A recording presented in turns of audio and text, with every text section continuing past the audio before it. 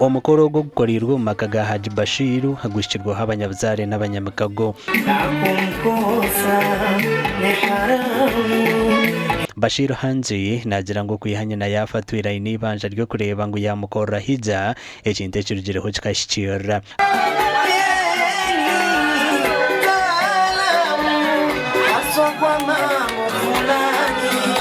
Kutabire ntumuzika Resulikadi yagira ati imano kuna mnonga nyoko nimanya ngo kamukorera umura konka umurate kumara kadi yagira ati omukikuru umure wa mukuri tekora ki tekumara mukore hija ngo kurahangana kugirango ko kusima akongera nangwe niyo n'amasuko munazagarukaye